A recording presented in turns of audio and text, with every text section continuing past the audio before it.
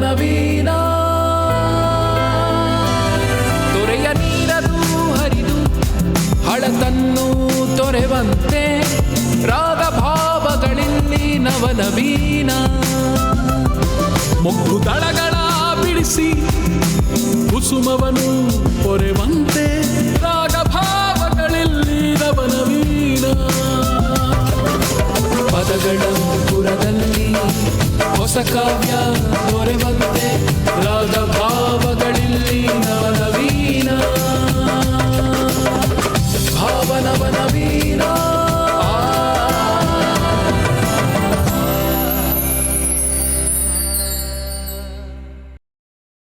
ಬೆಳಗಾಗಿ ಹೋದವರು ಸಂಜೆಗೂ ಬಾರದೆಯೇ ತುಂಬಿಕೊಂಡಿತು ಇರುಳು ಬಾನ ತುಂಬ.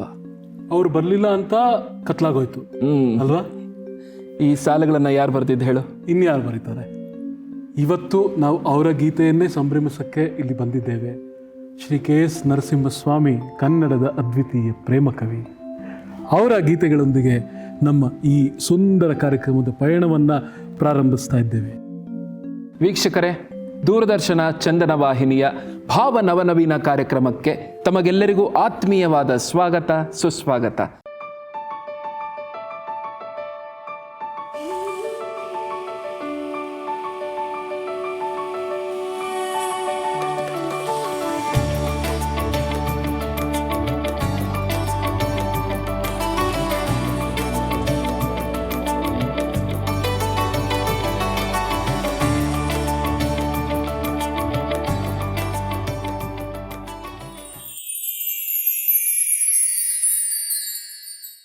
ಇವತ್ತು ನಮ್ಮ ಈ ಸುಂದರ ಸಂಚಿಕೆಗೆ ತಮ್ಮ ವಾದ್ಯಗಳ ಒಂದು ಛಾಪನ್ನು ಮೂಡಿಸಲು ಬಂದಿದ್ದಾರೆ ನಾಡಿನ ಸುಪ್ರಸಿದ್ಧ ಕಲಾವಿದರು.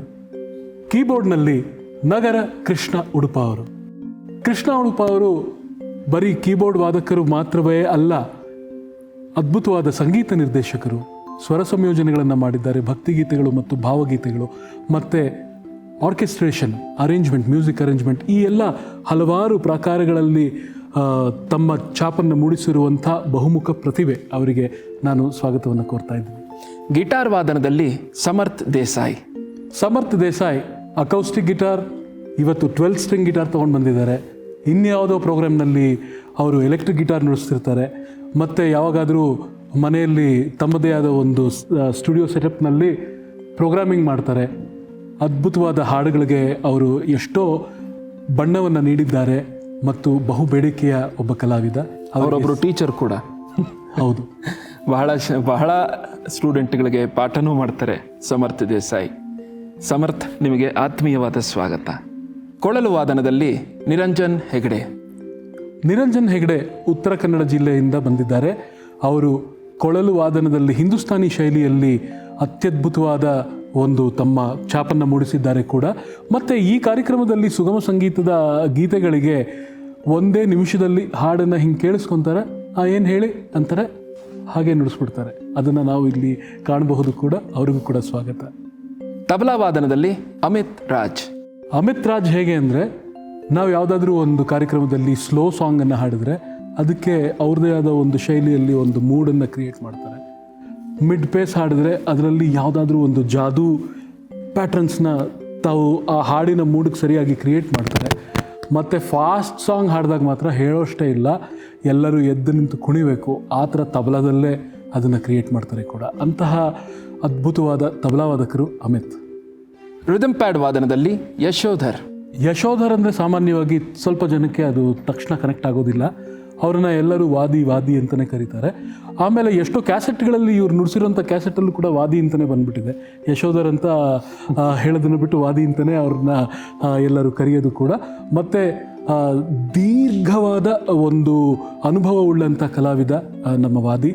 ಆ್ಯಂಡ್ ವೆಸ್ಟರ್ನ್ ಪ್ಯಾಟರ್ನ್ಸ್ ಆಗಿರ್ಬೋದು, ಡ್ರಮ್ಸ್ ಇರ್ಬೋದು, ಎಲ್ಲ ಥರ ಮ್ಯಾಜಿಕ್, ಆಮೇಲೆ ಚಂಡೆ, ಯಾವುದೇ ಒಂದು ಸಾಂಗ್ ಇರಬಹುದು, ಅದಕ್ಕೆ ಸರಿಯಾದ ಒಂದು ಜಡ್ಜ್ಮೆಂಟ್ ಸಿಗಬೇಕಂದ್ರೆ ವಾದಿ ಅಂತ ಒಬ್ಬ ಕಲಾವಿದ ಇರಬೇಕು ನಮ್ಮ ಜೊತೆಗೆ.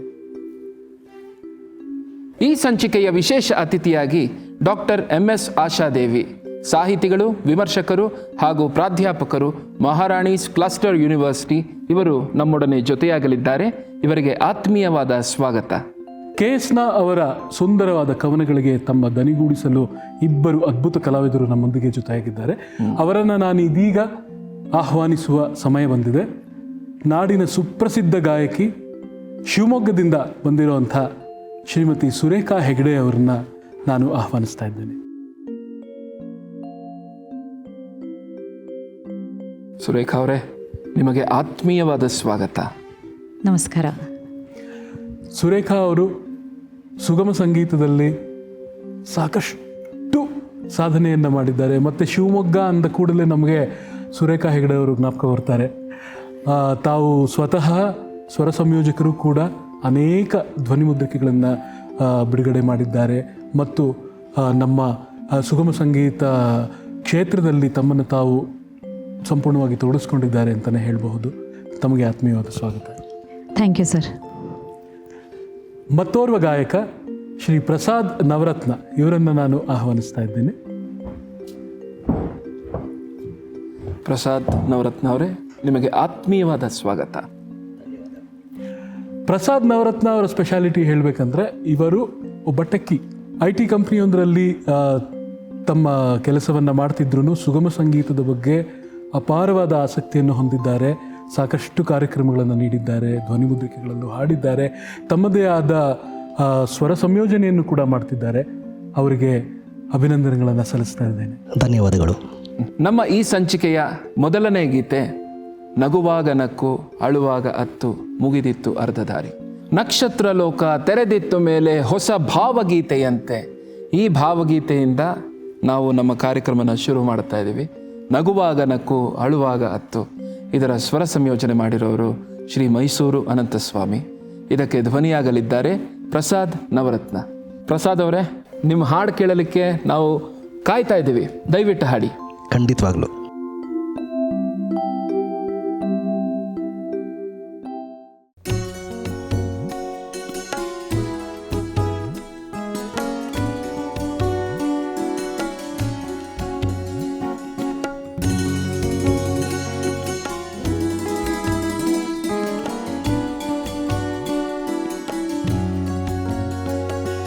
ನಗುವಾಗ ನಕ್ಕು ಅಳುವಾಗ ಅತ್ತು, ನಗುವಾಗ ನಕ್ಕು ಅಳುವಾಗ ಅತ್ತು ಮುಗಿದಿತ್ತು ಅರ್ಧ ದಾರಿ.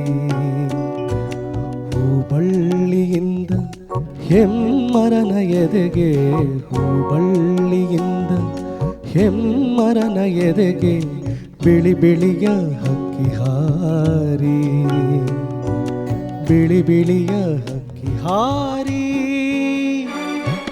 ನಗುವಾಗ ನಕ್ಕು ಅಳುವಾಗ ಅತ್ತು ಮುಗಿದಿತ್ತು ಅರ್ಧ ದಾರಿ. ಹೂಬಳ್ಳಿಯಿಂದ ಹೆಮ್ಮರನ ಎದೆಗೆ ಬಿಳಿ ಬಿಳಿಯ ಹಕ್ಕಿ ಹಾರಿ, ಬಿಳಿ ಬಿಳಿಯ ಹಕ್ಕಿ ಹಾರಿ.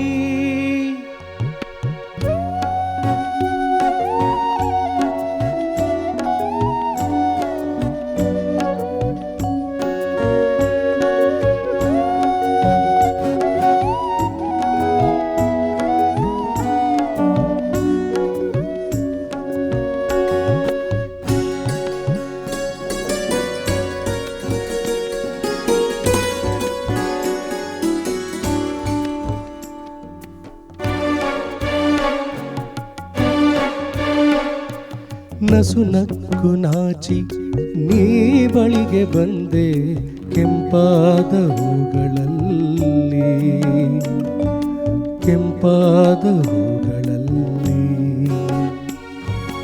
ಆ ಮೊದಲ ದಿನದ ಅದೆ ನಲಿವ ಕಂಡೆ, ಆ ಮೊದಲ ದಿನದ ಅದೆ ನಲಿವ ಕಂಡೆ ಹೂವೆದೆಯ ಹನಿಗಳಲ್ಲಿ. ನಕ್ಷತ್ರ ಲೋಕ ತೆರೆದಿತ್ತು ಮೇಲೆ, ನಕ್ಷತ್ರ ಲೋಕ ತೆರೆದಿತ್ತು ಮೇಲೆ ಹೊಸ ಭಾವಗೀತೆಯಂತೆ, ಹೊಸ ಭಾವಗೀತೆಯಂತೆ. ಎದೆಯಾಳದಿಂದ ತುಳುಕಿತ್ತು ಜ್ವಾಲೆ ಬಾಂದಳದ ಮಿಂಚಿನಂತೆ, ಮುಂಬಾಂದಳದ ಮಿಂಚಿನಂತೆ ನಗುವಾಗ ನಕ್ಕು ಅಳುವಾಗ ಅತ್ತು ಮುಗಿದಿತ್ತು ಅರ್ಧ ದಾರಿ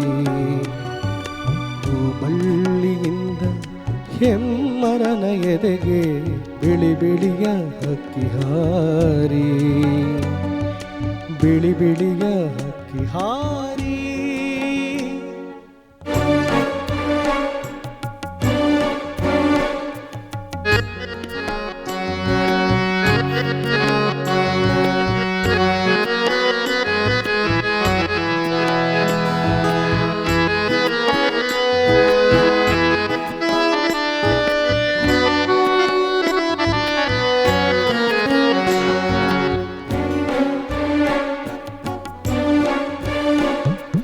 ಮೈಗೆ ಮೈಯ ಸೋಕಿ ಆಗಿತ್ತು ಸಂಜೆ ಹುಣ್ಣಿಮೆಯ ತಂಪಿನಲ್ಲಿ ಹುಣ್ಣಿಮೆಯ ತಂಪಿನಲ್ಲಿ ನಾನಿನ್ನ ಕಂಡೆ ನಿನ್ನೊಲವ ಕಂಡೆ ನಾನಿನ್ನ ಕಂಡೆ ನಿನ್ನೊಲವ ಕಂಡೆ ಮಲ್ಲಿಗೆಯ ಕಂಪಿನಲ್ಲಿ ಓ ನನ್ನನಲ್ಲೇ ನಗುತ್ತಿರುವೆ ಎಲ್ಲೆ ಓ ನನ್ನನಲ್ಲೇ ನಗುತ್ತಿರುವೆ ಎಲ್ಲೆ ನನ್ನೆದೆಯ ತುಂಬ ನೀನೇ ನನ್ನೆದೆಯ ತುಂಬ ನೀನೇ ಈ ಕತ್ತಲೊಳಗೆ ಹುಡುಕುವುದು ಬೇಡ ಇಲ್ಲಿಹುದು ನಿನ್ನ ವೀಣೆ ಇಲ್ಲಿಹುದು ನಿನ್ನ ವೀಣೆ ನಗುವಾಗ ನಕ್ಕು ಅಳುವಾಗ ಅತ್ತು ನಗುವಾಗ ನಕ್ಕು ಅಳುವಾಗ ಅತ್ತು ಮುಗಿದಿತ್ತು ಅರ್ಧ ದಾರಿ ಹೂಬಳ್ಳಿಯಿಂದ ಹೆಮ್ಮರನ ಎದೆಗೆ ಹೂಬಳ್ಳಿಯಿಂದ ಹೆಮ್ಮರನ ಎದೆಗೆ ಬಿಳಿ ಬಿಳಿಯ ಹಕ್ಕಿ ಹಾರಿ ಬಿಳಿ ಬಿಳಿಯ ಹಕ್ಕಿ ಹಾರಿ ಹಕ್ಕಿ ಹಾರಿ ಹಕ್ಕಿ ಹಾರಿ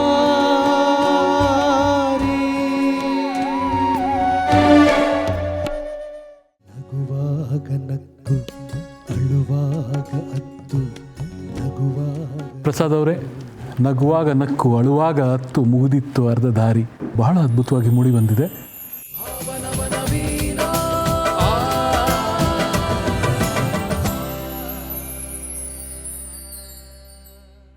ನಮಸ್ಕಾರ. ಶ್ರೀ ಕೆ ಎಸ್ ನರಸಿಂಹಸ್ವಾಮಿ ಅವರ ಗೀತೆಗಳ ಪಯಣದಲ್ಲಿ ನಮ್ಮೊಂದಿಗೆ ಇವತ್ತು ಡಾಕ್ಟರ್ MS ಆಶಾದೇವಿ ಅವರು, ಪ್ರಾಧ್ಯಾಪಕರು, ಮಹಾರಾಣೀಸ್ ಕ್ಲಸ್ಟರ್ ಯೂನಿವರ್ಸಿಟಿ, ಇವರು ನಮ್ಮೊಂದಿಗೆ ಇದ್ದಾರೆ. ಅವರಿಗೆ ಆತ್ಮೀಯವಾದ ಸ್ವಾಗತವನ್ನು ಕೋರ್ತಾ ಇದ್ದೀನಿ. ಮೇಡಮ್ ನಮಸ್ತೆ. ನಮಸ್ಕಾರ ಮೇಡಮ್. ಮೇಡಮ್, ಕೆ ಎಸ್ ನರಸಿಂಹಸ್ವಾಮಿ ಅವರ ವಿಚಾರಗಳನ್ನು ಇಲ್ಲಿ ಮಾತಾಡ್ತಾ ಇದ್ದೀವಿ, ಅವರ ಕವನಗಳನ್ನು ವಿಶ್ಲೇಷಿಸ್ತಾ ಇದ್ದೀವಿ. ನಿಮ್ಮ ಒಂದು ಅನಿಸಿಕೆ ಈ ಕಾರ್ಯಕ್ರಮದ ಬಗ್ಗೆ? ಇದೊಂದು ತುಂಬ ಒಳ್ಳೆಯ ಕಾರ್ಯಕ್ರಮ ಅಂತ ನನಗೆ ಯಾಕೆ ಅನ್ನಿಸ್ತಾ ಇದೆ ಅಂತಂದರೆ, ಇವತ್ತು ಮತ್ತೆ ಕಾವ್ಯದ ಕಡೆಗೆ ನಾವು ನಮ್ಮ ಯುವ ಜನಾಂಗವನ್ನು ಎಲ್ಲರನ್ನೂ ಕರ್ಕೊಂಡು ಹೋಗಬೇಕಾದ ಒಂದು ಅಗತ್ಯ ಇದೆ ಅಂತ ಅನಿಸುತ್ತೆ. ಎಲ್ಲ ಕಾಲದಲ್ಲೂ ನಾವು ಅಂದ್ಕೊಳ್ತಾ ಇರ್ತೀವಿ, ಇದು ಕಾವ್ಯಕ್ಕೆ ಕಾಲ ಅಲ್ವೇನೋ, ಕಾವ್ಯದ ಕಾಲ ಮುಗಿದು ಹೋಯ್ತೇನೋ ಅಂತ ಅಂದ್ಕೊಳ್ತಾ ಇರ್ತೀವಿ ನಾವು. ಆದರೆ ಕಾವ್ಯಕ್ಕೆ ಯಾವತ್ತೂ ಸಾವಿಲ್ಲ. ಆ ಕಾವ್ಯದ ಹೊಸ ಚೆಲುವನ್ನು, ಕಾವ್ಯದ ನಿತ್ಯ ನೂತನತೆಯನ್ನು ಮತ್ತೆ ನಾವು ಪರಿಚಯಿಸಬೇಕು ಅನ್ನೋದಾದರೆ, ಕನ್ನಡದ ಈ ಪರಮಶ್ರೇಷ್ಠ ಕವಿಯನ್ನು ಹೀಗೆ ಎಲ್ಲರಿಗೂ ಪರಿಚಯಿಸುವ ಈ ಕಾರ್ಯಕ್ರಮ ತುಂಬ ಸ್ವಾಗತಾರ್ಹವಾದದ್ದು ಅಂತ ನನಗೆ ಅನಿಸುತ್ತೆ. ಇಂಥ ಕಾರ್ಯಕ್ರಮವನ್ನು ಮಾಡ್ತಾ ಇರುವ ನಿಮಗೆ ನನ್ನ ಅಭಿನಂದನೆಗಳು ಮತ್ತು ಧನ್ಯವಾದಗಳು. ಮೇಡಮ್, ನಗುವಾಗ ನಕ್ಕು ಅಳುವಾಗ ಹತ್ತು ಮುಗಿದಿತ್ತು ಅರ್ಧ ದಾರಿ ಅಂತ ಹೇಳ್ತಾರೆ. ಅಂದರೆ ನಮ್ಮ ಜೀವನದ ಒಂದು ಅರ್ಧ ದಾರಿ ಮುಗಿದಿದೆ, ಇಲ್ಲಿಂದ ನಾವು ತಿರುಗಿ ಹಿಂದೆ ಸಿಂಹಾವಲೋಕನ ಮಾಡ್ತಿದ್ದೀವ. ಮತ್ತು ಬಿಳಿ ಬಿಳಿಯ ಹಕ್ಕಿ ಹಾರಿ ಅಂತ ಹೇಳ್ತಾರೆ. ಈ ಬಿಳಿ ಬಿಳಿಯ ಹಕ್ಕಿಗಳಂದ್ರೇನು? ಆಮೇಲೆ ಈ ಕವನದಲ್ಲಿ ಒಟ್ಟಾರೆ ನಮಗೆ ಮುಂದಿನ ದಿನಗಳಿಗೆ ಧೈರ್ಯ ಸಿಗೋ ರೀತಿ ಬರೆದಿದ್ದಾರಾ ಅಥವಾ ಹಳೆ ನೆನಪುಗಳನ್ನು ಮೆಲುಕು ಹಾಕ್ತಿದ್ದಾರಾ? ಇದು ಏನು ಸಂದೇಶವನ್ನು ನೀಡುತ್ತೆ? ಈ ಕವಿತೆ ನಿಜವಾಗಿ ಹೇಳ್ತಾ ಇರೋದು ಏನು ಅಂದರೆ, ಅನೇಕ ಸಲ ನಮ್ಮ ಬದುಕು ಶುರು ಆಗೋದೇ ನಮ್ಮ ಅರ್ಧ ಬದುಕು ಮುಗಿದಾಗ. ನಾವು ಅಲ್ಲಿಯವರೆಗೂ ಬದುಕಿನ ಬಗೆಗೆ ಒಂದು ಹುಡುಗಾಟದ ಒಂದು ಉಡಾಫೆಯ ಧೋರಣೆಯನ್ನು ಇಟ್ಕೊಂಡ್ಬಿಟ್ಟಿರ್ತೀವಿ. ಹೆಂಗೆ ಬರುತ್ತೋ ಹಾಗೆ, ನನಗೇನು ಖುಷಿ ಕೊಡುತ್ತೋ ಹಾಗೆ ಅಂದ್ಕೊಂಡು ನಾವು ಬದುಕನ್ನು ಆನಂದಿಸ್ಕೊಂಡೇ ಬಂದುಬಿಟ್ಟಿರ್ತೀವಿ. ಬದುಕಿನ ಬಗೆಗೆ ನಾವು ಗಂಭೀರವಾಗಿ ಆಲೋಚನೆ ಮಾಡೋಕ್ಕೆ ಶುರು ಮಾಡೋದೇ ನಮಗೆ ಒಂದು ವಯಸ್ಸು ಆದಾಗ. ಅದನ್ನು ಇವರಲ್ಲಿ ಮುಗಿದಿತ್ತು ಅರ್ಧ ದಾರಿ ಅಂತ ಹೇಳ್ತಿದ್ದಾರೆ. ಆದರೆ ಆ ಅರ್ಧ ದಾರಿಗೆ ಬರುವ ಹೊತ್ತಿಗಾಗಲೇ ಜೀವನದಲ್ಲಿ ನಾವು ಅನೇಕ ಸುಖಗಳನ್ನು ಕಂಡಿದ್ದೀವಿ, ಕಷ್ಟಗಳನ್ನು ಕಂಡಿದ್ದೀವಿ. ಬದುಕಿನ ಬಗೆಗೆ ಸ್ಪಷ್ಟವಾದ ತಿಳುವಳಿಕೆ ಇಲ್ಲದಿದ್ದಾಗ ಕಳೆಯುವ ಬದುಕು ಬೇರೆ. ನನಗೆ ಒಂದು ಜವಾಬ್ದಾರಿ ಬಂದಿದೆ, ನಾನೊಂದು ಮಧ್ಯ ವಯಸ್ಸಿನ ಹೊತ್ತಿಗೆ ಬಂದಿದ್ದೀನಿ ಅನ್ನೋವಾಗ ನನಗೊಂದು ಜವಾಬ್ದಾರಿ ಇರುತ್ತೆ. ಬದುಕು 100 ಸವಾಲುಗಳನ್ನ ನನ್ನ ಎದುರಿಗೆ ಒಡ್ಡುಬಿಟ್ಟಿರುತ್ತೆ. ಆಗ ನಿಜವಾದ ಪ್ರಯಾಣ, ಆಗ ನಿಜವಾದ ಸವಾಲುಗಳನ್ನ ಎದುರಿಸುವ ಒಂದು ದೊಡ್ಡ ಏನು ಕರಿಬೇಕು ಸವಾಲನ್ನು ನಾವು ಎದುರಿಸೋದಕ್ಕೆ ಶುರು ಮಾಡ್ತೀವಿ. ಅಂಥ ಹೊತ್ತಿನಲ್ಲಿ ನಾವು ಹೇಗೆ ಅದನ್ನು ಎದುರಿಸಬೇಕು, ಆ ಬದುಕನ್ನು ಮುಂದಕ್ಕೆ ಕಳೆಯೋದು ಹೇಗೆ? ಇವ್ರು ಹೇಳೋದೇನು? ನಗುವಾಗ ನಕ್ಕು ಅಳುವಾಗ ಅತ್ತು ಮುಗಿದಿತ್ತು ಅರ್ಧ ದಾರಿ, ಹೂಬಳ್ಳಿಯಿಂದ ಹೆಮ್ಮರನ ಎದೆಗೆ ಬಿಳಿ ಬಿಳಿಯ ಹಕ್ಕಿ ಹಾರಿ. ಹೂಬಳ್ಳಿಯಿಂದ ಹೆಮ್ಮರನ ಎದೆಗೆ ಒಂದು ಬಳ್ಳಿ, ಆ ಬಳ್ಳಿ ಹೆಮ್ಮರವನ್ನು ಆತ್ಕೊಂಡಿರುತ್ತೆ ಅನ್ನೋದು ಒಂದರ್ಥ. ಇನ್ನೊಂದು ಸಣ್ಣದಾದ ಗಿಡ ಆಮೇಲೆ ಹೆಮ್ಮರ ಆಗೇ ಆಗಿರುತ್ತೆ. ಆ ಹೆಮ್ಮರ ಆದಾಗ ಮುಂದಕ್ಕೆ ಬಿಳಿ ಬಿಳಿಯ ಹಕ್ಕಿ ಹಾರಿ. ನನ್ನ ಸಂಸಾರ ದೊಡ್ಡದಾಗಿದೆ, ಮಕ್ಕಳು ಮರಿ ಬೇರೆ ಬೇರೆ ಸಂಬಂಧಿಕರು ಎಲ್ಲರೂ ಸೇರಿಕೊಂಡಿದ್ದಾರೆ. ಹಾಗೆ ನಾನು ಒಂದು ಕೋಮಲವಾದ ಬಳ್ಳಿಯಾಗಿದ್ದಂಥ ವ್ಯಕ್ತಿ ಈಗ ನಾನೊಂದು ಹೆಮ್ಮರವಾಗಿ ಬೆಳೆದಿದ್ದೀನಿ ಅನ್ನೋದು ಒಂದರ್ಥ. ಆದರೆ ಮುಂದಕ್ಕೆ ಇಡೀ ಕವಿತೆ ಕೊನೆಯ ತನಕ ಏನೇನು ಹೇಳೋಕ್ಕೆ ಪ್ರಯತ್ನ ಪಡ್ತಿದೆ ಅಂತಂದರೆ, ಯಾರನ್ನು ನಾವು ಜೀವನ ಸಂಗಾತಿ ಅಂತ ತಿಳ್ಕೊಂಡಿದ್ದೀವೋ ಆ ಜೀವನ ಸಂಗಾತಿ ನನಗೆ ಕೊಡುವ ನೈತಿಕ ಬಲ, ಆ ಜೀವನ ಸಂಗಾತಿ ನನಗೆ ಕೊಡುವಂತಹ ಸಾಮಾಜಿಕವಾದ ಬಲ, ಅಥವಾ ಅವರು ಕೊಡುವಂತಹ ಸಾಂಗತ್ಯ ಇದೆಯಲ್ಲ, ಗಂಡು ಹೆಣ್ಣಿನ ನಡುವಿನ ಸಾಂಗತ್ಯ ಇದೆಯಲ್ಲ, ಆ ಸಾಂಗತ್ಯವೇ ಮುಂದಿನ ಬದುಕನ್ನು ಚೆನ್ನಾಗಿ ನಡೆಸೋದಕ್ಕೆ ಅವಕಾಶ ಮಾಡಿಕೊಡುವಂಥದ್ದು. ಆ ಸಾಂಗತ್ಯ ತನ್ನಷ್ಟಕ್ಕೆ ತಾನು ಬಂದುಬಿಡುತ್ತೋ ಅಂದರೆ, ಕವಿ ಹೇಳ್ತಾ ಇದ್ದಾರೆ, ಅದು ಅಷ್ಟು ಸುಲಭವಾಗಿ ಬರಲ್ಲ. ನಸು ನಕ್ಕು ನಾಚಿನಿ ಬಳಿಗೆ ಬಂದೆ ಕೆಂಪಾದ ಹೂಗಳಲ್ಲಿ, ಆ ಮೊದಲ ದಿನದ ಅದೇ ನಲಿವ ಕಂಡೆ ಹೂವೆದೆಯ ಹನಿಗಳಲ್ಲಿ.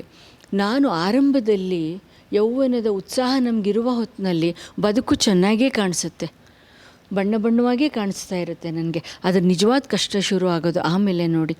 ಆರಂಭದಲ್ಲಿ ಮೈಗೆ ಮೈ ಸೋಂಕಿ ಆಗಿತ್ತು ಸಂಜೆ ಹುಣ್ಣಿಮೆಯ ತಂಪಿನಲ್ಲಿ, ನಾನಿನ್ನ ಕಂಡೆ ನಿನ್ನೊಲವ ಕಂಡೆ ಮಲ್ಲಿಗೆಯ ಕಂಪಿನಲ್ಲಿ, ಓ ನನ್ನನಲ್ಲೇ ನಗುತ್ತಿರುವೆಯಲ್ಲೇ ನನ್ನೆದೆಯ ತುಂಬ ನೀನೇ. ಅದು ಗಾಂಧಿ ಇರ್ಬೋದು, ಬೇಂದ್ರೆ ಇರಬಹುದು, ನೀವು ಯಾರ ದಾಂಪತ್ಯವನ್ನು ನೋಡಿದ್ರೂ ಕೂಡ ಎಲ್ಲರ ದಾಂಪತ್ಯದಲ್ಲೂ ಏರಿಳಿತಗಳಿರುತ್ತೆ, ಕಷ್ಟ ಸುಖಗಳಿರುತ್ತೆ, ಬಿರುಕುಗಳಿರ್ತವೆ. ಆಮೇಲೆ ಅದಕ್ಕೆ ನಾವು ಬೆಸುಗೆ ಹಾಕ್ಕೊಳ್ತಾ ಹೋಗ್ತೀವಿ. ಅದರಿಂದ ಈ ಕವಿತೆ ಏನು ಹೇಳುತ್ತೆ ಅಂದರೆ, ಬೆರುಕುಗಳನ್ನು ಇನ್ನೂ ದೊಡ್ಡದು ಮಾಡ್ಕೊಳ್ಳೋದೊಂದು ಸಾಧ್ಯತೆ ಇದೆ ನನ್ನ ಎದುರಿಗೆ. ಅಲ್ಲದೆ ಹೋದರೆ ನಾನು ಅದನ್ನು ಬೆಸುಗೆ ಹಾಕ್ಕೊಂಡು ಅದನ್ನು ಮುಂದಕ್ಕೆ ತೊಗೊಂಡು ಹೋಗಬೇಕು. ನನ್ನೆದೆಯ ತುಂಬ ನೀನೆ, ನನ್ನೆದೆಯ ತುಂಬ ನೀನೆ ಇದೆಯಾ. ನಾವು ಎಷ್ಟೋ ಸಲ ಅಂದ್ಕೊಳ್ತೀವಿ, ಜೀವನದ ಈ ದಾರಿನಲ್ಲಿ ಮನಸ್ಸನ್ನು ಎಷ್ಟು ಬರಡು ಮಾಡ್ಕೊಂಬಿಟ್ಟಿರ್ತೀವಿ ಅಂದರೆ ನಮಗೆ ಭಾವನೆಗಳೇ ಹೊಟ್ಟೋಗ್ತಾ ಇರುತ್ತೆ, ನಿರ್ಭಾವುಕವಾದ ಒಂದು ಬದುಕನ್ನು ನಡೆಸ್ತಾ ಇರ್ತೀವಿ. ಬಟ್ ಇಲ್ಲಿ ಕವಿ ಒತ್ತು ಕೊಡ್ತಾ ಇರೋದು ಯಾವುದಕ್ಕೆ ಅಂದರೆ, ನೀವು ಎಷ್ಟೆಷ್ಟು ಭಾವನೆಗಳನ್ನು ತೀವ್ರವಾಗಿಟ್ಕೋತೀರೋ, ನಿಜವಾಗಿಟ್ಕೋತೀರೋ, ಜೀವಂತವಾಗಿಟ್ಕೋತೀರೋ ಅಷ್ಟಷ್ಟು ನಿಮ್ಮ ಬದುಕು ಚೆನ್ನಾಗಿರುತ್ತೆ. ಬದುಕನ್ನು ಯಾಂತ್ರಿಕ ಮಾಡ್ಕೊಳ್ಳೋ ಅಗತ್ಯ ಇಲ್ಲ. ಬದುಕನ್ನು ಶಪಿಸ್ತಾ ಹೇಗೋ ಬದುಕನ್ನು ಕಳಿಬೇಕಲ್ಲ ಅಂತ ಗೊಣುಕೊಂಡು ಒದ್ದಾಡ್ಕೊಂಡು ಬದುಕಬೇಕಾಗಿಲ್ಲ. ನಾವು ಬದುಕನ್ನು ಹೇಗೆ ಕಳಿಬೇಕು? ನೀ ನುಡಿಸ ತೆರೆದ ಹೊಂಗನಸಿನಲ್ಲಿ ನನಗಿರಲಿ ಒಂದು ತಾಣ, ನಾ ಬಡವನಹುದು ಈಗೇನ ಕೊಡಲಿ ಈ ಮುತ್ತು ನನ್ನ ಪ್ರಾಣ. ನೀ ನುಡಿಸಿ ತೆರೆದ ಹೊಂಗನಸಿನಲ್ಲಿ. ನಾವಿಬ್ಬರೂ ಜೀವನದ ಆರಂಭದಲ್ಲಿ ಒಂದು ಸುಂದರವಾದ ಕನಸನ್ನು ಕಂಡಿದ್ವಿ. ಈಗಲೂ ನನಗದರಲ್ಲೊಂದು ಜಾಗ ಬೇಕು. ನಾ ಬಡವನಹುದು, ನಾನು ಬಡವ ಹೌದು, ಆದರೆ ಈ ಮುತ್ತು ನನ್ನ ಪ್ರಾಣ. ಬೇಂದ್ರೆ ಅವರ ಬಹಳ ಪ್ರಸಿದ್ಧವಾದ ಗೀತೆ ಏನಿದು ಜ್ಞಾಪಿಸುತ್ತೆ ನೋಡಿ. ನಾನು ಬಡವಿ ಆತ ಬಡವ ಒಲವೇ ನಮ್ಮ ಬದುಕು, ಬಳಸಿಕೊಂಡೆವು ಅದನ್ನೇ ನಾವು ಅದಕ್ಕೂ ಇದಕ್ಕೂ ಎದಕ್ಕೂ. ಅಲ್ವಾ ಅವನು ಕೊಟ್ಟಿದ್ದು ನಾನು ಕೊಟ್ಟಿದ್ದು ನಮಗೆ ಮಾತ್ರ ಗೊತ್ತು. ತೋಳುಗಳಿಗೆ ತೋಳ ಬಂದಿ ಕೆನ್ನೆ ತುಂಬ ಮುತ್ತು. ಸೊ ಪ್ರೀತಿ ಎನ್ನುವ ಮೂಲ ದ್ರವ್ಯ ಏನಿದೆ, ಆ ಮೂಲ ದ್ರವ್ಯವೇ ನೀವು ಕೇಳಿದ್ರಲ್ಲ, ಮುಂದಿನ ಬದುಕನ್ನು ನಡೆಸೋದಕ್ಕೆ ಧೈರ್ಯ ಎಲ್ಲಿಂದ ಬರುತ್ತೆ, ಭರವಸೆ ಎಲ್ಲಿಂದ ಬರುತ್ತೆ ಅಂದರೆ ಮುಕ್ಕಾಗದ ಪ್ರೀತಿಯಲ್ಲಿ ಬರುತ್ತೆ. ಮತ್ತು ಪರಸ್ಪರ ಗೌರವ ಮತ್ತು ಅಂತಃಕರಣದಲ್ಲಿರುವ ದಾಂಪತ್ಯದಲ್ಲಿ ಬರುತ್ತೆ ಅನ್ನೋದನ್ನ ಇದು ಹೇಳ್ತಾ ಇದೆ. ನಾನಿನ್ನ ಕಂಡೆ ಅನ್ನೋದು ಆರಂಭದ ದಿನದ ಮಾತ್ರ ಅಲ್ಲ, ಸಂಜೆಯಲ್ಲಿ ಕಂಡಿದ್ದನ್ನು ಇವರು ಹೇಳ್ತಾ ಇದ್ದಾರೆ. ಅಂದರೆ ಬದುಕಿನ ಸಂಜೆಗೆ ಬಂದಾಗಲೂ ನನಗೆ ನೀನು ತುಂಬ ಮುಖ್ಯ, ನನ್ನ ಎದೆಯ ತುಂಬ ನೀನೆ ಅಂತ ಹೇಳ್ತಾ ಇರುವಾಗ ಒಂದು ನಿಜವಾದ ದಾಂಪತ್ಯ ಸಾಂಗತ್ಯ ಇದೆಯಲ್ಲ, ಅದು ನಮ್ಮನ್ನು ಬದುಕಿನ ಎಂಥೆಂಥ ಕಷ್ಟಗಳನ್ನು ದಾಟುವ ಧೈರ್ಯವನ್ನು ಕೊಡುತ್ತೆ ಅನ್ನೋದನ್ನು ಈ ಕವಿತೆ ಹೇಳ್ತಾ ಇದೆ ಅಂತ ಅನಿಸುತ್ತೆ.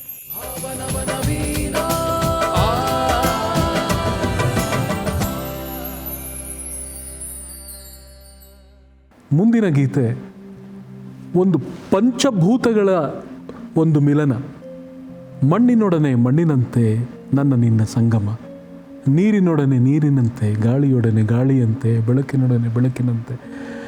ಈ ಒಂದು ಸುಂದರ ಕವನವನ್ನು ಹಾಡಲಿಕ್ಕೆ ನಾನು ಸುರೇಖಾ ಹೆಗ್ಡೆ ಅವರನ್ನು ವೇದಿಕೆಗೆ ಆಹ್ವಾನಿಸ್ತಾ ಇದ್ದೇನೆ.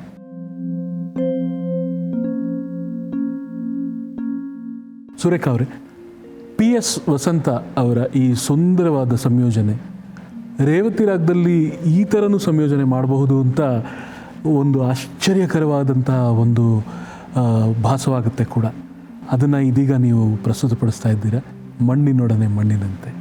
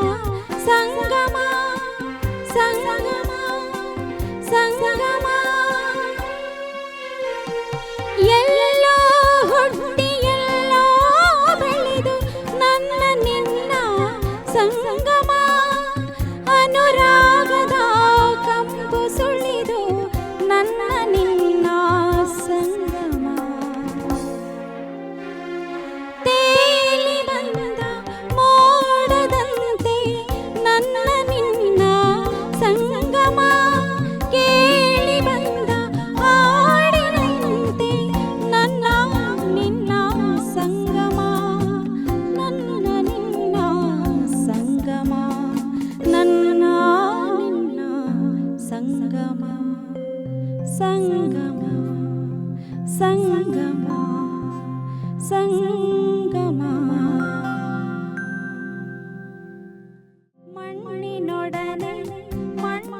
ಎಷ್ಟು ಚೆನ್ನಾಗಿ ಬಂತು ಹಾಡಿದು.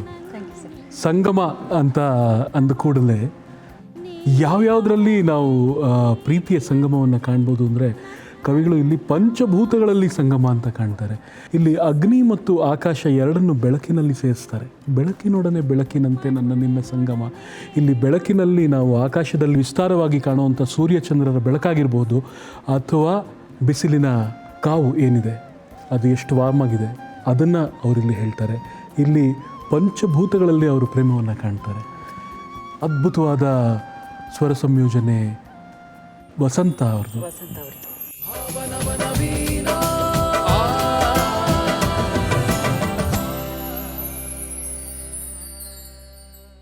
ಮತ್ತೊಂದು ಕವಿತೆ.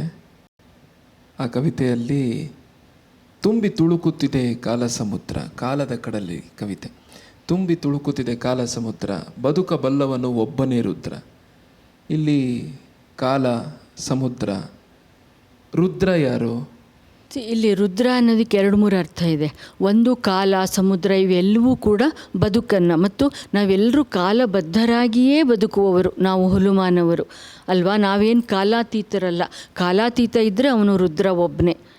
ಆ ರುದ್ರ ಅನ್ನೋದು ಶಿವನೂ ಆಗಿರಬಹುದು, ರುದ್ರ ಅನ್ನೋದು ಸಾವು ಆಗಿರಬಹುದು ಅಲ್ವಾ. ಸಾವು ಮಾತ್ರ ಯಾವಾಗಲೂ ಗೆಲುವನ್ನು ಸಾಧಿಸೋದು. ಸೊ ಈ ಕಾಲ, ಈ ಸಮುದ್ರ ಏನಿದೆ ತುಂಬಿ ತುಳುಕ್ತಾನೇ ಇರುತ್ತೆ. ಕಾಲದ ಕಡಲು ಅನಂತ. ನಮಗೇನು ಅನ್ನಿಸ್ತಾ ಇರುತ್ತೆ ನೋಡಿದಾಗ, ನಾನು ಇದನ್ನು ಈಜಬಲ್ಲೆ ಅಂತ ನಾವು ಅಂದ್ಕೊಳ್ತಾ ಇರ್ತೀವಿ. ಆದರೆ ಆ ಕಾಲದ ಕಡಲು ಯಾವುದೋ ಒಂದು ಗಳಿಗೆನಲ್ಲಿ ನಮ್ಮನ್ನು ಒಳಗೆ ಸೆಳ್ಕೊಂಬಿಟ್ಟಿರುತ್ತೆ. ಆ ಕಾಲದ ಕಡಲಲ್ಲಿ ನಾವು ಲೈವ್ ಆಗ್ತೀವಿ, ಲೀನವಾಗಿ ಹೊಟ್ಟೋಗ್ತೀವಿ. ಸೊ ನಾವೆಲ್ಲರೂ ಕಾಲನ ಕರೆಗೆ ಹೋಗೊಡ್ಲೇಬೇಕು. ಒಂದಲ್ಲ ಒಂದಿನ ನಾವು ಸಾವನ್ನು ಅಪ್ಪಲೇಬೇಕು. ಆದರೆ ಅದನ್ನು ಗೆದ್ದವನು ಯಾರು? ರುದ್ರ ಒಬ್ಬನೇ ಅಂತ. ಇಲ್ಲಿ ರುದ್ರ ಅನ್ನೋದಕ್ಕೆ ಒಂದು ಸಾವು ಅನ್ನುವ ಅರ್ಥ ಇದೆ ಅಂತ ನಾನು ಹೇಳಿದೆ. ಇನ್ನೊಂದು ನನಗೆ ಗೊತ್ತಿಲ್ಲ, I may be over reading the poem, but ನನಗನ್ಸೋದು ಕಲೆ ಕಾಲವನ್ನು ಗೆಲ್ಲುವ ಶಕ್ತಿಯನ್ನು ಹೊಂದಿದೆ ಅಲ್ವಾ. ಕಲೆಗೆ ಮಾತ್ರ ಕಾಲವನ್ನು ಗೆಲ್ಲುವ ಒಂದು ಅಸೀಮವಾದ ಶಕ್ತಿ ಇದೆ. ಅಂದರೆ ಇವಾಗ ಅದು ಶೇಕ್ಸ್ಪಿಯರ್ ಆಗಿರ್ಬೋದು, ಕಾಳಿದಾಸ ಆಗಿರ್ಬೋದು, KS ಆಗಿದ್ದಿರ್ಬೋದು, ಯಾವುದೋ ಕಾಲಘಟ್ಟದವರಾಗಿರ್ಬೋದು. ಆದರೆ ಅವರು ಮಾತ್ರ ಕಾಲವನ್ನು ಗೆಲ್ತಾರೆ. ನಾವು ಅನ್ಕೋತೀವಿ ಕಾಲದ ಉಸುಕಿನಲ್ಲಿ ನಮ್ಮ ಹೆಜ್ಜೆ ಗುರುತುಗಳು ಮೂಡಿರೋದಿಲ್ಲ ಅಂತ. ಆದರೆ ಕಲಾವಿದರು ಮಾತ್ರ ತಮ್ಮ ಹೆಜ್ಜೆ ಗುರುತುಗಳನ್ನು ಶಾಶ್ವತವಾಗಿ ಬಿಟ್ಟು ಹೋಗಿರ್ತಾರೆ. ಈ ಕವಿತೆಗೆ ಇನ್ನೂ ಒಂದು ಧ್ವನಿ ಇದೆ ಅಂತ ನನಗನ್ಸುತ್ತೆ. ಅದೇನೆಂದರೆ, ಸಾವು ಯಾವಾಗಲೂ ನನ್ನ ಬೆನ್ನ ಹಿಂದೆ ಇರುತ್ತೆ, ನನ್ನ ಕಣ್ಮುಂದೆ ಇರುತ್ತೆ, ನನ್ನ ದೇಹದ ಒಳಗಡೆನಲ್ಲೇ ಇರುತ್ತೆ. ಯಾವಾಗ ಬೇಕಾದರೂ ಸಾವು ಬಂದುಬಿಡ್ಬಹುದು ನನಗೆ. ಆ ಸಾವು ಯಾವಾಗ ಬೇಕಾದರೂ ಬಂದುಬಿಡ್ಬಹುದು ಅನ್ನುವ ಎಚ್ಚರ ನಮಗಿದ್ದೇ ಇರಬೇಕು. ಆದರೆ ಆ ಸಾವನ್ನು ಕುರಿತ ಎಚ್ಚರ ಬದುಕನ್ನು ಆನಂದಿಸುವ ನನ್ನ ಮನಸ್ಥಿತಿಯನ್ನು ಹಾಳು ಮಾಡಬೇಕಾಗಿಲ್ಲ ಅಲ್ವಾ. ಅಯ್ಯೋ ಯಾವತ್ತಿದ್ರೂ ಸಾಯ್ತೀನಲ್ಲ, ಯಾಕೆ ಮಾಡಬೇಕು? ಹಾಗಲ್ಲ. ಆ ಸಾವು ಯಾವ ಗಳಿಗೆಯಲ್ಲಿ ಬೇಕಾದರೂ ನನಗೆ ಕಾದು ಕೂತಿದೆ ಅನ್ನುವ ಎಚ್ಚರದಲ್ಲಿ ನಾನು ಕಂಡ ಕನಸನ್ನು, ನಾನು ಕಂಡ ಗುರಿಯನ್ನು ನಾನು ಈಡೇರಿಸ್ಕೊಳ್ಳೋದಿದೆಯಲ್ಲ, ಅದು ಮನುಷ್ಯರ ನಿಜವಾದ ದಾರಿ ಆಗಿರಬೇಕು ಅನ್ನೋದನ್ನು ಕೂಡ ಈ ಕವಿತೆ ಹೇಳ್ತಾ ಇದೆ ಅಂತ ನನಗೆ ಅನಿಸುತ್ತೆ.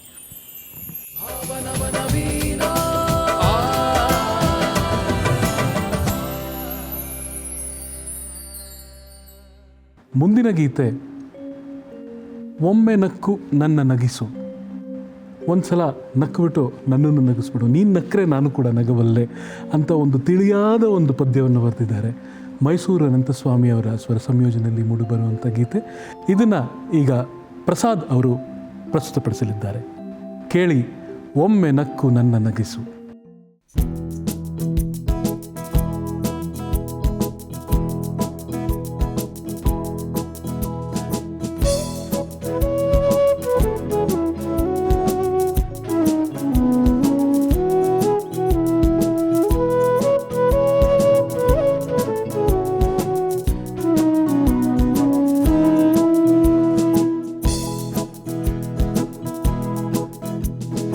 ಒಮ್ಮೆ ನಕ್ಕು ನನ್ನ ನಗಿಸು,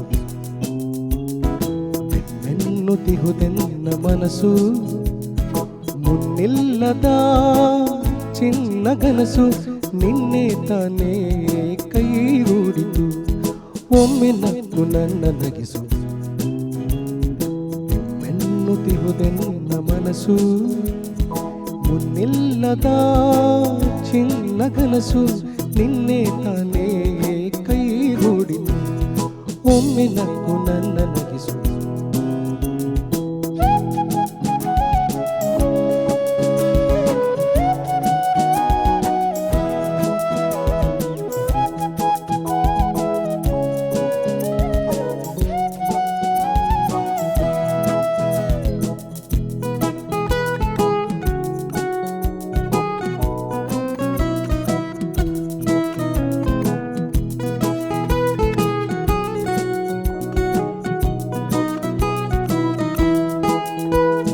ತಣ್ಣನೆ ಕಡಲಂತೆ ನಗು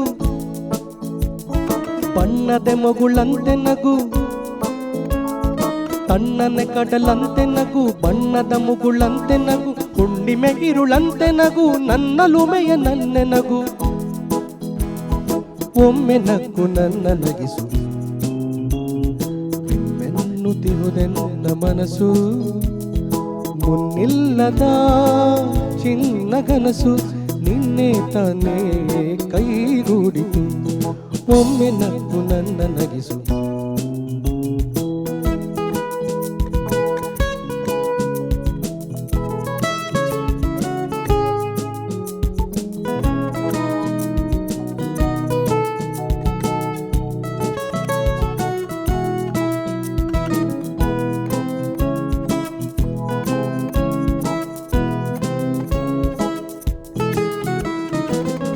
ಕೆನ್ನೆಯೊಂದು ಮಾಡಿ ನಗುವ ನನ್ನ ನಿನ್ನ ನೋಡಿ ಓ ಕೆನ್ನೆಯೊಂದು ಮಾಡಿ ನಗುವ ನನ್ನ ನಿನ್ನ ನೋಡಿ ಕನ್ನಡಿಯಲ್ಲಿ ಒಂದು ಜೋಡಿ ನಕ್ಕು ಬಿಡಲಿ ಒಮ್ಮೆ ನಗು ನಕ್ಕು ಬಿಡು ಒಮ್ಮೆ ನಗು ನಕ್ಕು ಬಿಡು ಚಿಕ್ಕ ಮುತ್ತು ಸುರಿದು ಹೋಗಲಿ ಪಕ್ಕನೊಮ್ಮೆ ನಕ್ಕು ಬಿಡು ಚಿಂತೆ ತೊಲಗಲಿ ಚಿಕ್ಕ ಮುತ್ತು ಸುರಿದು ಹೋಗಲಿ ಪಕ್ಕನೊಮ್ಮೆ ನಕ್ಕು ಬಿಡು ಚಿಂತೆ ತೊಲಗಲಿ ಚಿಂತೆ ತೊಲಗಲಿ.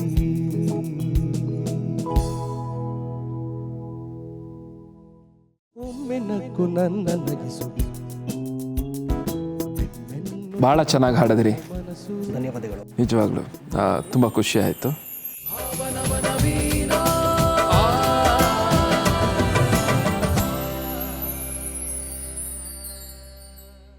ನಿಮಗಿಷ್ಟವಾದ ಒಂದು KS ಅವರ ಕವಿತೆಯನ್ನು ವಾಚನ ಮಾಡ್ತೀರಾ?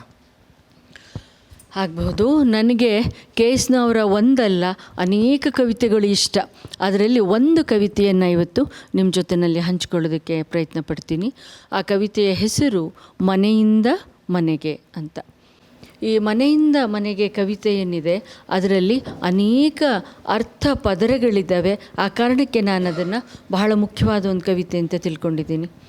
ಈ ಮನೆಯಿಂದ ಮನೆಗೆ ಕವಿತೆ ಮೇಲ್ನೋಟಕ್ಕೆ ಮಧ್ಯಮ ವರ್ಗದ ಸಂಕಷ್ಟವನ್ನು ಹೇಳುವ ಒಂದು ಕವಿತೆ ಅಂತ ನಮ್ಗೆ ಅನಿಸಿದ್ರೂ ಕೂಡ ಅದರ ಆಚೆಗೂ ಈ ಕವಿತೆ ಜಿಗಿಯೋದಿದೆಯಲ್ಲ, ವಿಸ್ತರಿಸೋದಿದೆಯಲ್ಲ, ಅದು ನರಸಿಂಹಸ್ವಾಮಿಯವರು ಅಪ್ಪಟ ಕವಿ ಅನ್ನೋದನ್ನು ನಮಗೆ ತೋರಿಸ್ಕೊಡುತ್ತೆ. ವರುಷ ತುಂಬಿದರೆ ಹೊರಮನೆಯಿಂದ ಹೊರಮನೆಗೆ ವರ್ಗ, ವರ್ಗವೆಂದರೆ ಮತ್ತೆ ಗಂಟು ಮೂಟೆಯ ಬಿಗಿತ, ಇನ್ನಷ್ಟು ಆಯಾಸ, ತಿರುಪಿರದ ಲಾಂಧ್ರಗಳು, ತಳವಿರದ ಗೂಡೆಗಳು, ಜರಡಿ, ತೊಟ್ಟಿಲು, ಒನಕೆ ಇವುಗಳದೇ ಮೆರವಣಿಗೆ. ಸರಕು ಸುಮ್ಮನೆ ಭಾರ ಎಸೆಯಬಾರದೆ ಹೇಳು, ಎಸೆದರಾಯಿತೆ ಹೇಳು ಮೊದಲು ಹೊಸತನು ತನ್ನಿ.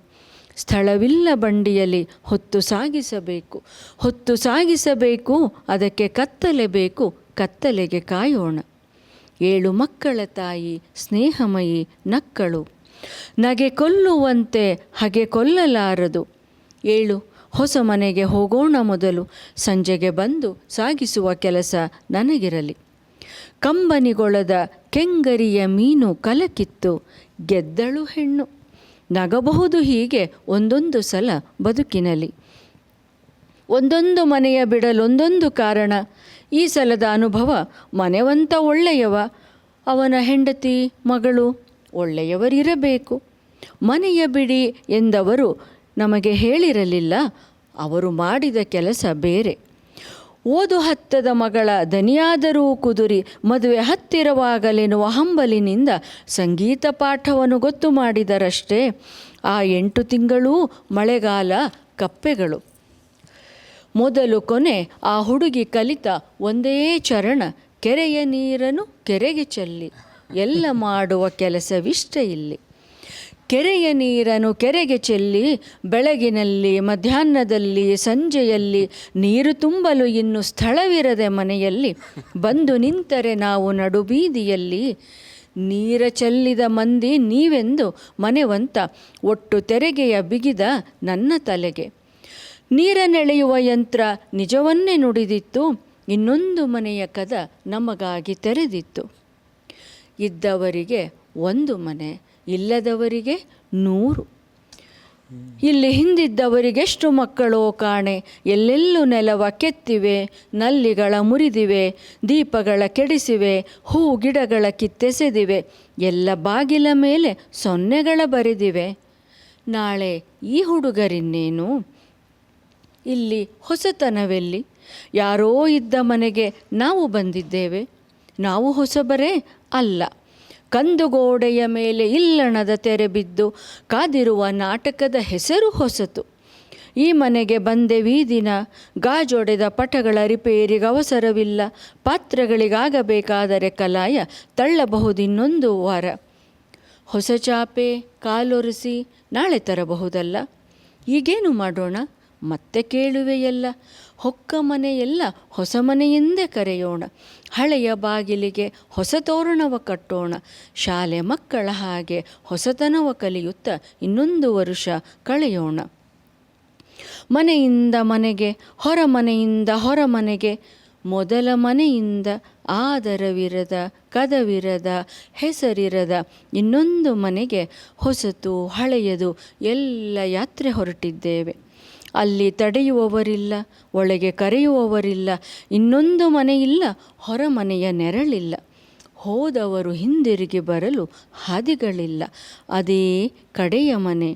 ಬಾಂದಳದ ತಾರೆಗಳ ಓರೆಗಣ್ಣಿನ ಕೆಳಗೆ ಆಗಾಗ ಬೀಸುವುದು ಬಯಲಗಾಳಿ. ಯಾಕೆ ಇದು ನಾನು ಒಳ್ಳೆ ಕವಿತೆ ಅಂತ ಹೇಳ್ತಿದ್ದೀನಿ ಅಂದರೆ, ಹೀಗೆ ಒಂದು ಸಾಧಾರಣವಾದ ಒಂದು ಚಕ್ರ, ಮಧ್ಯಮ ಕೆಳ ಮಧ್ಯಮ ವರ್ಗದವ್ರ ಮನೆಯಲ್ಲಿ ಪದೇ ಪದೇ ಮನೆ ಬದಲಾಯಿಸೋದು. ಆದರೆ ಆ ಮನೆಯನ್ನು ಒಂದು ರೂಪಕವಾಗಿ ಕಟ್ತಾ ಕಟ್ತಾ ಕವಿ ಯಾವ ಮನೆ ನಾವು ಇರುವ, ವಾಸ ಮಾಡುವ, ಬದುಕುವ ಮನೆ ಅಂತ ತಿಳ್ಕೊತೀವೋ ಆ ಮನೆಯಿಂದ ಎಲ್ಲರೂ ಕೊನೆಗೆ ಹೋಗಲೇಬೇಕಾದ ಇನ್ನೊಂದು ಮನೆ ಇದೆಯಲ್ಲ, ಆದರವಿರದ, ಕದವಿರದ, ಎಲ್ಲಕ್ಕಿಂತ ಹೆಚ್ಚಾಗಿ ಹಿಂದಿರುಗಿ ಬರಲು ದಾರಿಗಳಿಲ್ಲದ ಮನೆಗೆ ನಾವೆಲ್ಲರೂ ಹೋಗಬೇಕಾಗತ್ತೆ. ನಮ್ಮ ಇಡೀ ಬದುಕು ಸಾವಿನ ಕಡೆಗೆ ನಡೆಸುವ ಒಂದು ಪ್ರಯಾಣ. ಆದರೆ ಆ ಸಾವಿನ ಕಡೆಗೆ ನಡೆಸುವ ಪ್ರಯಾಣದಲ್ಲಿ ಅದು ಎಷ್ಟು ಸುಖ, ಅದೆಷ್ಟು ದುಃಖ, ದುಮ್ಮಾನ, ನಲಿವು, ಆ ಎಲ್ಲವನ್ನೂ ಅನುಭವಿಸ್ತಾ ಹೋಗ್ತೀವಲ್ಲ ನಾವು. ಆ ಕಷ್ಟವನ್ನು ಹೇಗೆ ಎದುರಿಸಬೇಕು? ಮಧ್ಯಮ ವರ್ಗದವರ ಕಷ್ಟದ ಬದುಕನ್ನು, ಎಲ್ಲ ವರ್ಗದವರ ಬದುಕಿನಲ್ಲೂ ಕಷ್ಟಗಳಿರ್ತವೆ ಅನ್ನೋದು ಬೇರೆ, ಆದರೆ ಮಧ್ಯಮ ವರ್ಗದವರ ಬದುಕನ್ನು ಇಲ್ಲಿ ಕೇಸ್ನ ಹೇಗೆ ಹೇಳ್ತಾರೆ ಅಂತಂದರೆ ನೋಡಿ, ಇದ್ದವರಿಗೊಂದು ಮನೆ, ಇಲ್ಲದವರಿಗೆ 100.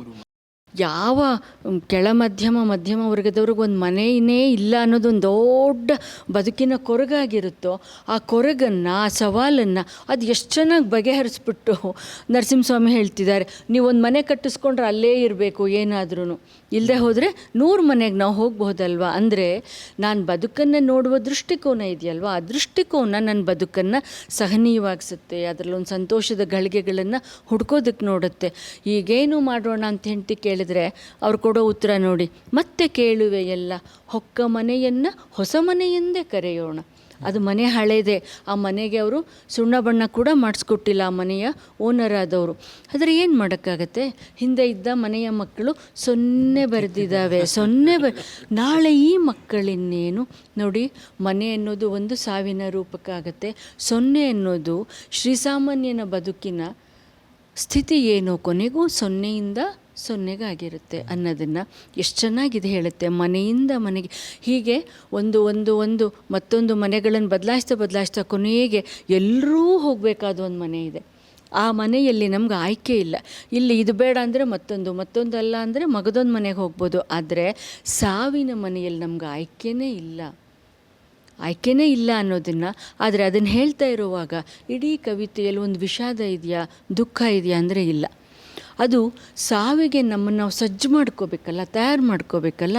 ಸಾವನ್ನೂ ಘನತೆಯಿಂದ ನಾವು ಒಪ್ಪಬೇಕಾದ ಒಂದು ಸಾಧ್ಯತೆಯನ್ನು, ಅದರ ಅಗತ್ಯವನ್ನು, ಸಾವನ್ನು ಘನತೆಯಿಂದ ಒಪ್ಕೊಳ್ಳೋದೇ ಬದುಕನ್ನು ಗೌರವಿಸುವ ಒಂದು ಕ್ರಮ ಅನ್ನೋದನ್ನು ಈ ಕವಿತೆ ತುಂಬ ಚೆನ್ನಾಗಿ ಹೇಳುತ್ತೆ ಅಂತ ನನಗೆ ಅನಿಸುತ್ತೆ.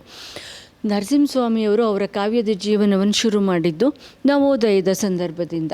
ಆದರೆ ಮನೆಯಿಂದ ಮನೆಗೆ ಅಥವಾ ಶಿಲಾಲತೆ ಇರುವಂತೆಗೆ ಮನೆಯಿಂದ ಮನೆಗೆ ಎಲ್ಲ ಕವನ ಸಂಕಲನಗಳು ಕೂಡ ಯಾವ ನವ್ಯ ಕವಿತೆಯನ್ನು ನಾವು ಆಧುನಿಕ ಕನ್ನಡ ಸಾಹಿತ್ಯದ ಇನ್ನೊಂದು ಬಹಳ ಮುಖ್ಯವಾದ ಘಟ್ಟ ಅಂತ ತಿಳಿದಿದ್ದೀವೋ ಅದರಲ್ಲೂ ಕೂಡ ಅತ್ಯಂತ ಯಶಸ್ವಿಯಾದ ಕವಿತೆಯನ್ನು ಇಲ್ಲಿ ನರಸಿಂಹಸ್ವಾಮಿಯವರು ಬರೆದಿದ್ದಾರೆ. ಹೀಗೆ ಹೇಳ್ತಾ ಇರುವಾಗ ಇನ್ನೊಂದು ಸ್ಪಷ್ಟೀಕರಣವನ್ನು ನಾನು ಇಲ್ಲೇ ಕೊಡಬೇಕು. ನಾವು ನರಸಿಂಹಸ್ವಾಮಿಯವರನ್ನು ನವೋದಯದ ಕವಿ, ನವ್ಯ ಕವಿ ಹಾಗೆಲ್ಲ ವರ್ಗೀಕರಿಸೋಕ್ಕೆ ಸಾಧ್ಯನೇ ಇಲ್ಲ. ಒಬ್ಬ ಅಪ್ಪಟ ಕವಿ ತನ್ನ ದಾರಿಯನ್ನು ತಾನೇ ಕಟ್ಕೊಳ್ತಾ ತನ್ನ ಛಾಪನ್ನು ಆ ಸಾಹಿತ್ಯ ಪರಂಪರೆಯಲ್ಲಿ ಉಳಿಸಿ ಹೋಗ್ತಾರಲ್ವ, ಹಾಗೆ ನರಸಿಂಹಸ್ವಾಮಿಯವರು ಕನ್ನಡ ಸಾಹಿತ್ಯ ಪರಂಪರೆಯನ್ನು ಅಷ್ಟು ಸಮೃದ್ಧಗೊಳಿಸಿದ. ಹಾಗೆಯೇ ತನ್ನ ಚಹರೆಯನ್ನು, ಈ ಕವಿತೆಯ ಸಾಲುಗಳನ್ನು ಕೇಳ್ತಾ ಇದ್ದರೆ ನಮಗೆ ಇದು ನರಸಿಂಹಸ್ವಾಮಿಯವ್ರದ್ದು ಅಂತ ಗೊತ್ತಾಗುವ ಮಟ್ಟಿಗೆ ಅವರದ್ದೇ ಆದ ಒಂದು ಭಾಷೆಯನ್ನು, ಯಾವುದನ್ನು ಅಡಿಗರು ತನ್ನತನದ ಪನ್ನತಿಕೆ ಬರುವನಕ ಅಂತಾರೋ ಅಂಥ ಒಂದು ಪನ್ನತಿಕೆಯ ಭಾಷೆಯನ್ನು ನರಸಿಂಹಸ್ವಾಮಿಯವರು ಕಟ್ಕೊಂಡಿದ್ದಾರೆ ಅಂತ ಅನಿಸುತ್ತೆ. ಮನೆಯಿಂದ ಮನೆಗೆ ಕವಿತೆ ಅದರ ಅತ್ಯಂತ ಒಳ್ಳೆಯ ಉದಾಹರಣೆ ಅಂತ ನಾನು ತಿಳ್ಕೊಂಡಿದ್ದೀನಿ. ಮೇಡಮ್, ಇದುವರೆಗೂ ಬಹಳಷ್ಟು ವಿಚಾರಗಳನ್ನು ನಮ್ಮ ಹತ್ರ ಹಂಚ್ಕೊಂಡಿದ್ದೀರಾ. ಮನೆಯಿಂದ ಮನೆಗೆ ಮತ್ತು ನಗುವಾಗ ನಕ್ಕು ಇದರ ವಿಶ್ಲೇಷಣೆ, ಕಾಲದ ಕಡಲಲ್ಲಿ ಬಹಳ ತಿಳ್ಕೊಂಡ್ವಿ ನಿಮ್ಮಿಂದ. ತುಂಬ ಧನ್ಯವಾದಗಳು. ತಿಳುವಳಿಕೆಯನ್ನು ಕೊಡೋದು ಯಾವಾಗಲೂ ಕಾವ್ಯ. ನಂಗೆ ಬಹಳ ಪ್ರಿಯವಾದ ನರಸಿಂಹಸ್ವಾಮಿ ಅವರ ಸಾಲಿನಿಂದ ಕೊನೆ ಮಾಡಬಹುದಾದರೆ, ಹೊಳೆದದ್ದು ತಾರೆ, ಉಳಿದದ್ದು ಆಕಾಶ. ನಾನು ಆಕಾಶದ ಒಂದು ಭಾಗ ಆಗಬೇಕೋ, ಹೊಳೆಯುವ ತಾರೆ ಆಗಬೇಕೋ, ಅದು ನಮಗೇ ಬಿಟ್ಟಿದ್ದು. ನರಸಿಂಹಸ್ವಾಮಿ ಕನ್ನಡ ಕಾವ್ಯದ ಆಕಾಶದಲ್ಲಿ ಎಲ್ಲ ಕಾಲಕ್ಕೂ ಹೊಳಿತಾ ಇರುವ ಒಂದು ತಾರೆ. ಈ ತಾರೆಯ ಜೊತೆಯಲ್ಲಿ ಇಷ್ಟೊತ್ತು ಕಾಲ ಕಳೆಯೋದಕ್ಕೆ ಅವಕಾಶ ಮಾಡಿಕೊಟ್ಟ ನಿಮಗೆ ನಾನು ಧನ್ಯವಾದಗಳನ್ನ ಹೇಳ್ತೀನಿ. ನಮಸ್ಕಾರ.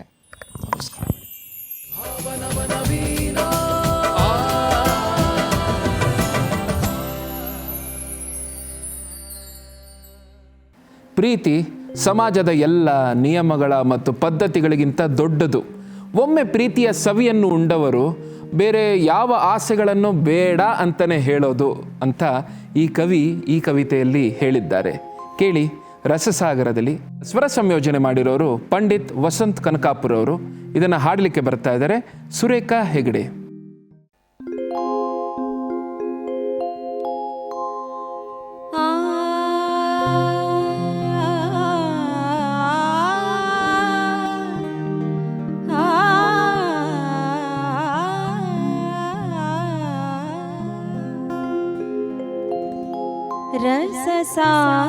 ರಸಸಾಗರದಲ್ಲಿ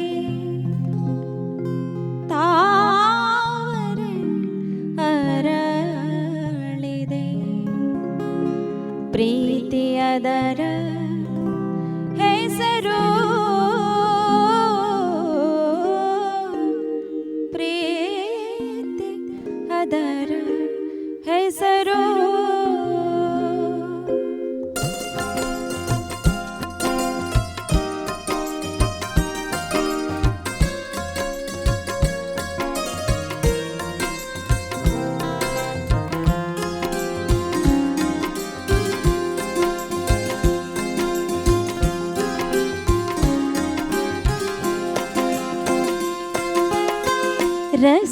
ರಸಸಾಗರದಲ್ಲಿ ತಾವರೆ ಅರಳಿದೆ, ರಸಸಾಗರದಲ್ಲಿ ತಾವರೆ ಅರಳಿದೆ, ಪ್ರೀತಿಯದರ ಹೆಸರು,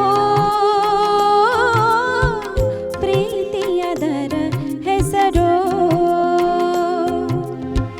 ಸುಖಲೋಭಗಳಿಂದುಪ್ಪಿದೆ ತುಂಬಿ, ಸುಖಲೋಭಗಳಿಂದುಪ್ಪಿದೆ ತುಂಬಿ, ಹೂವ ಗಂಧ ಕುಡಿದು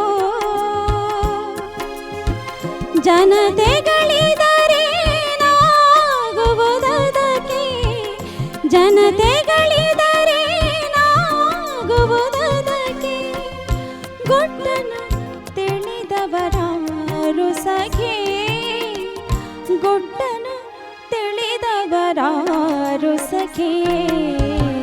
ರಸಸಾಗರದಲ್ಲಿ ತಾವರೆ ಅರಳಿದೆ ಪ್ರೀತಿಯದರ ಹೆಸರು ಪ್ರೀತಿಯದರ ಹೆಸರು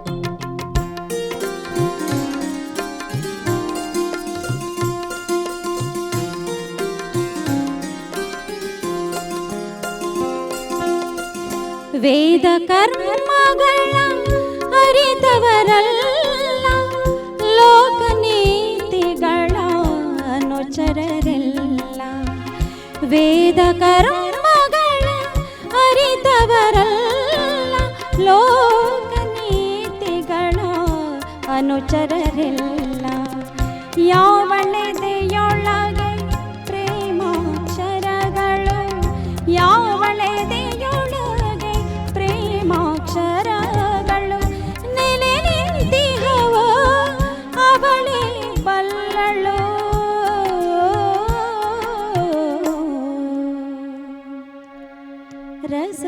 ರಸಸಾಗರದಲ್ಲಿ ತಾವರೆ ಅರಳಿದೆ ಅರಳಿದೆ ಅರಳಿದೆ ರಸಸಾಗರದಲ್ಲಿ ತಾವರೆ ಅರಳಿದೆ ಪ್ರೀತಿಯದರ ಹೆಸರು ಪ್ರೀತಿಯದರ ಹೆಸರು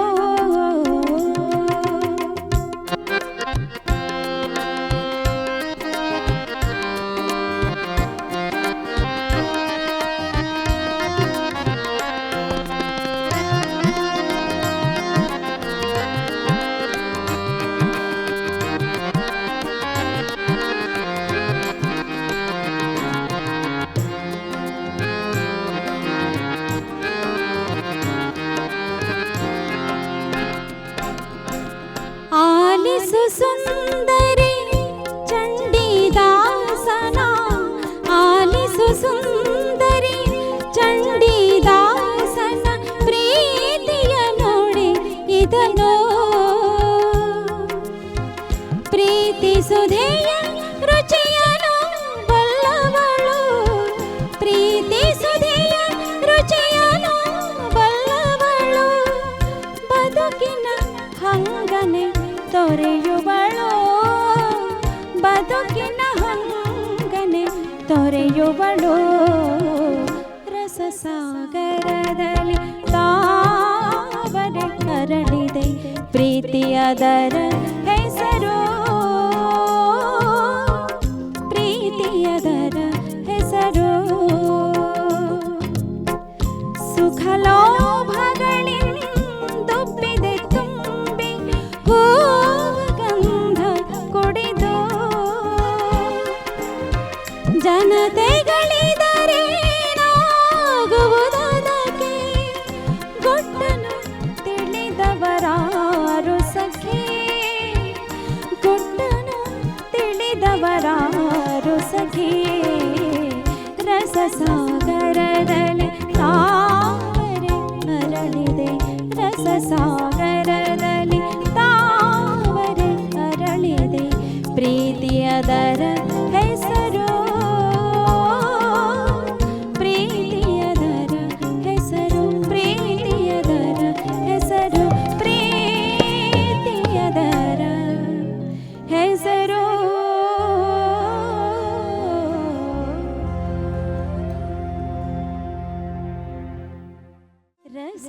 ರಸಸಾಗರದಲ್ಲಿ ತಾವರೆ ಅರಳಿದೆ. ಭಾಳ ಚೆನ್ನಾಗಿ ಹಾಡಿದ್ರಿ Surekha madam. Thank you so much. ಇದು ನನ್ನ ಅಚ್ಚುಮೆಚ್ಚಿನ ಗೀತೆ ರಸಸಾಗರದಲ್ಲಿ. ಎಷ್ಟು ಚೆನ್ನಾಗಿದೆ ಕಂಪೋಸಿಷನ್ನು, ನಿಜವಾಗ್ಲೂ ನೀವು ನಿಮ್ಮ ಧ್ವನಿಯಲ್ಲಿ ಕೇಳಿ ನನಗೆ ಬಹಳ ಖುಷಿ ಆಯಿತು. ನಮ್ಮ ಮುಂದಿನ ಗೀತೆ ಗಾಳಿ ಆಡಿದರೆ ಬನವು ಆಡಿ ಹೂವಿನುಂಗುರ. ಒಂದು ಉಂಗುರವನ್ನು ರೂಪಕವಾಗಿ ಇಟ್ಕೊಂಡು ಪ್ರಕೃತಿ ಮತ್ತು ಪ್ರೇಮ ಮತ್ತು ಉಂಗುರ ಇವೆಲ್ಲವನ್ನು ಪೋಣಿಸಿ ಮಾಡಿರುವಂತಹ ಒಂದು ಕವಿತೆ ಇದು. ಬಹಳ ಸುಂದರವಾದ ಕವಿತೆ. ಈ ಕವಿತೆಗೆ ಸ್ವರ ಸಂಯೋಜನೆ ಮಾಡಿರೋದು ಡಾಕ್ಟರ್ ಸಿ ಅಶ್ವಥ್, ಮೂಲ ಗಾಯನ YK ಮುದ್ದುಕೃಷ್ಣ. ಈಗ ಕೇಳಿ ಗಾಳಿ ಆಡಿದರೆ ಬನವು ಆಡಿ ಹೂವಿನುಂಗುರ. ಇದಕ್ಕೆ ಧ್ವನಿಯಾಗಲಿದ್ದಾರೆ ಸುರೇಖಾ ಅವರು. ಆಗಲಿ ಸರ್, ದಯವಿಟ್ಟು ಹಾಡಿ. ಖಂಡಿತ.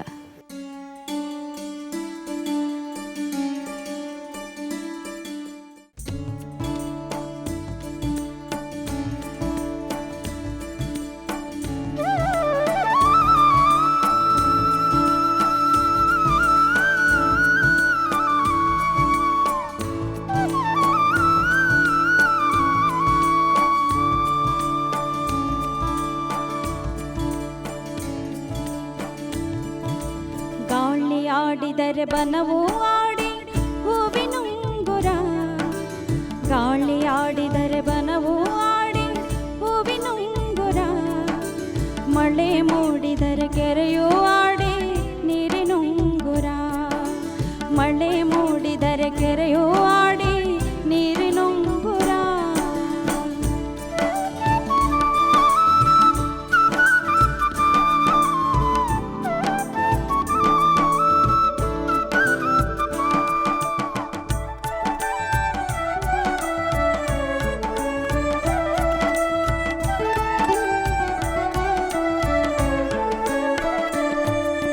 ತಾರೆ ಧುಮುಕಿದರೆ ಬಾನಿಗೆ ಬಾನೆ ಬೆಳಕಿನುಂಗುರ. ತಾರೆ ಧುಮುಕಿದರೆ ಬಾನಿಗೆ ಬಾನೆ ಬೆಳಕಿನುಂಗುರ. ಕಣ್ಣ ತುಂಬಿ ಬಹ ನಿದ್ದೆಯ ಬೆರಳಿಗೆ ಕನಸಿನುಂಗುರ. ಕಣ್ಣ ತುಂಬಿ ಬಹ ನಿದ್ದೆಯ ಬೆರಳಿಗೆ ಕನಸಿನುಂಗುರ. ಗಾಳಿ ಆಡಿದರೆ ಬನವು ಆಡಿ ಹೂವಿನುಂಗುರ. ಮಳೆ ಮೂಡಿದರೆ ಕೆರೆಯೋ ಆಡಿ ನೀರು ನುಂಗುರ.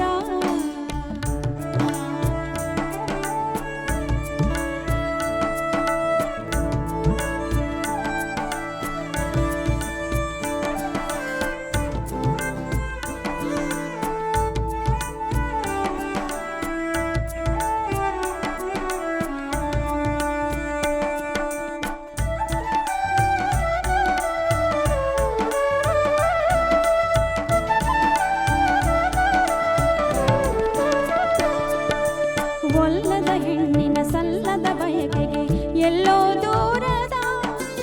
ಒಲ್ಲದ ಹೆಣ್ಣಿನ ಸಲ್ಲದ ಬಯಕೆಗೆ ಎಲ್ಲೋ ದೂರದ. ಕನಸ ನೋಡಿಸುವ ಕೊರಗಿನ ಬೆರಳಿಗೆ ಆಸೆಯುಂಗುರ. ಕನಸ ನೋಡಿಸುವ ಕೊರಗಿನ ಬೆರಳಿಗೆ ಆಸೆಯುಂಗುರ. ಗಾಳಿ ಆಡಿದರೆ ಬನವು ಆಡಿ ಹೂವಿನುಂಗುರ. ಮಳೆ ಮೂಡಿದರೆ ಕೆರೆಯೋ ಆಡಿ ನೀರಿನುಂಗುರ.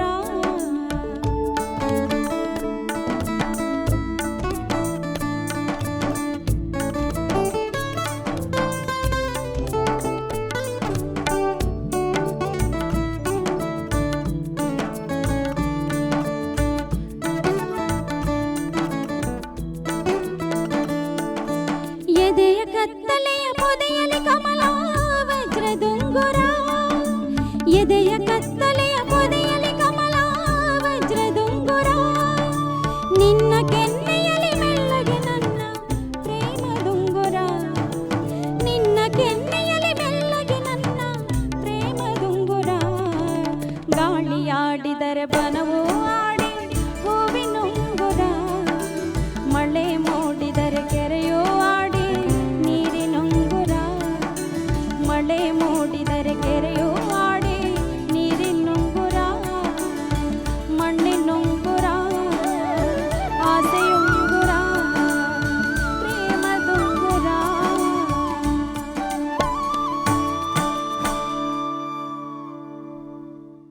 ಗಾಳಿ ಆಡಿದರೆ ಬನವು ಆಡಿ ಹೂವಿನುಂಗುರ. ಬಹಳ ಸುಮಧುರವಾಗಿ ಮೂಡಿಬಂತು ಉಂಗುರ. ಉಂಗುರ ಅನ್ನೋದು ಒಂದು ಕವನ ಸಂಕಲನ ಕೂಡ KS ನರಸಿಂಹಸ್ವಾಮಿ ಅವ್ರದ್ದು. ಉಂಗುರ ಅಂತ ಒಂದು ಧ್ವನಿ ಮುದ್ರಿಕೆಯನ್ನು ಕೂಡ ಅಶ್ವಥ್ ಸರ್ ಮಾಡಿದ್ದಾರೆ. ಅನೇಕ ಸುಂದರಮಯವಾದ ಗೀತೆಗಳನ್ನು ಇಲ್ಲಿ ಪ್ರಸ್ತುತಪಡಿಸಿದ್ದಾರೆ ಕೂಡ. ನಾನು ಮತ್ತೊಮ್ಮೆ ಪ್ರಸಾದ್ ನವರತ್ನ ಅವರನ್ನು ವೇದಿಕೆಗೆ ಆಹ್ವಾನಿಸ್ತಾ ಇದ್ದೀನಿ.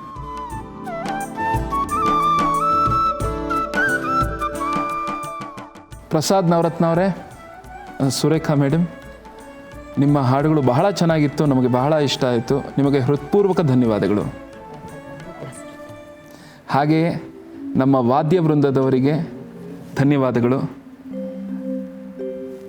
ಈ ಸಂಚಿಕೆಗೆ ಅತಿಥಿಯಾಗಿ ಆಗಮಿಸಿದ ಡಾಕ್ಟರ್ MS ಆಶಾದೇವಿ ಅವರಿಗೆ ಧನ್ಯವಾದಗಳು. ಸುರೇಖಾ ಅವರೇ, ನಮ್ಮ ಈ ಕಾರ್ಯಕ್ರಮದ ಬಗ್ಗೆ ನಿಮ್ಮ ಅನಿಸಿಕೆ? ತುಂಬ ಸಂತೋಷ ಆಗ್ತಾ ಇದೆ ಸರ್. ನಾವೆಲ್ಲ ಮೂಲತಃ ಸುಗಮ ಸಂಗೀತ ಕಲಾವಿದರಾಗಿರೋದ್ರಿಂದ ಇಂಥ ಒಂದು ವೇದಿಕೆ ಇಲ್ಲಿ ಕಲ್ಪಿತ ಆಗಿರುವಂಥದ್ದು ಅತ್ಯಂತ ಸಂತಸದ ವಿಷಯ ಆಗಿದೆ ನಮಗೆ. ಅದರಲ್ಲೂ ಕೂಡ ಇವತ್ತಿನ ದಿನ KS ನರಸಿಂಹಸ್ವಾಮಿಯವರು ನನ್ನ ಅತ್ಯಂತ ನೆಚ್ಚಿನ ಕವಿಗಳು, ಅವರ ಗೀತೆಗಳನ್ನು ಪ್ರಸ್ತುತಪಡಿಸುವಂಥ ಅದ್ಭುತ ಅವಕಾಶ ನನಗೆ ಈ ವೇದಿಕೆ ಮೂಲಕ ದೊರೆತಿದೆ. ಹಾಗಾಗಿ ಈ ವೇದಿಕೆಗೆ ಹಾಗೂ ತಮಗೆಲ್ಲರಿಗೂ ಕೂಡ ಹೃದಯಪೂರ್ವಕ ಧನ್ಯವಾದವನ್ನು ಅರ್ಪಿಸೋದಕ್ಕೆ ಇಷ್ಟಪಡ್ತೀನಿ. ಧನ್ಯವಾದಗಳು. ಪ್ರಸಾದ್ ಅವರೇ, ತಮ್ಮ ಅನಿಸಿಕೆ? ಬಹಳ ಸಂತೋಷ ಆಗ್ತಾ ಇದೆ.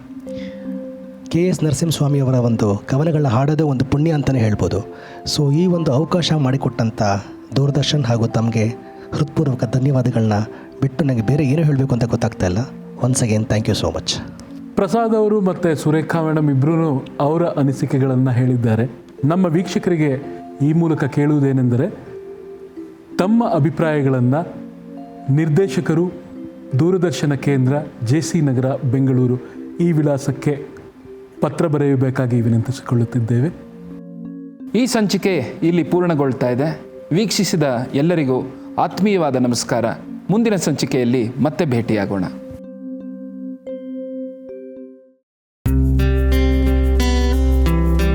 ಭಾವನವನ ವೀಣಾ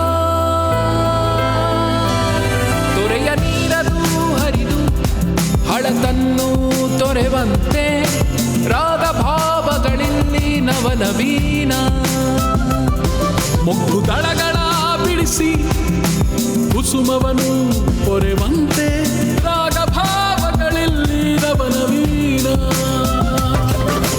ಪದಗಳ ಪುರದಲ್ಲಿ ಹೊಸ ಕಾವ್ಯ ದೊರೆವಂತೆ ರಾಗ ಭಾವಗಳಿಲ್ಲಿ ನವನವೀನ ಭಾವನವನ ವೀಣಾ.